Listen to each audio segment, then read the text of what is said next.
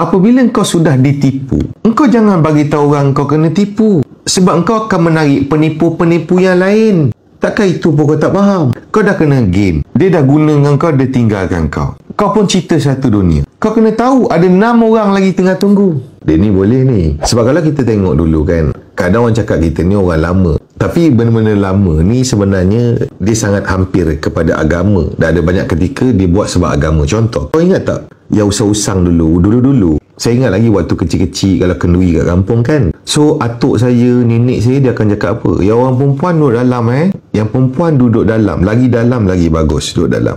Betapa nak angkat mulianya wanita tu supaya sukar diakses. Tapi hari ni terbalik kawan-kawan. Tetamu belum sampai yang wanita dia dah terkinja depan.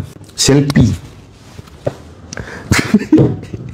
Tudung ngam-ngam halkum, lepas tu terkeluar loket sini. Sebab kalau tak, rugilah pakai rantai ada loket orang tak tahu. Betul tak? Rugi. Sebab pakai mesti orang mau tahu. Tudung ngam-ngam halkum, terkeluar sini, terjuntai. Dia kat depan sekali. Welcome to the modern world. Kadang-kadang ada adik wanita, kadang kesian, dia kena tipu dengan lelaki. Punyalah bodohnya dia ni. Dia pergi cerita lagi kat media sosial.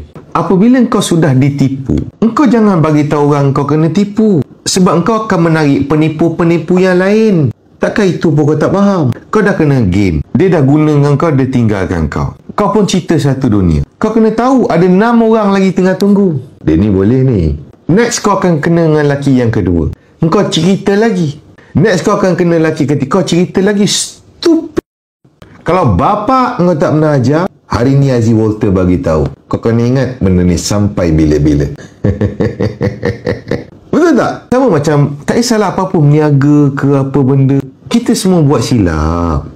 Katalah kau kena tipu. Kau kena tercapai duit kau. Kejap-kejap kau cerita, oh saya kena tipu 2,800. Lepas tu kau tengok dia ni, nanti orang lain datang. Orang lain tipu dia lagi.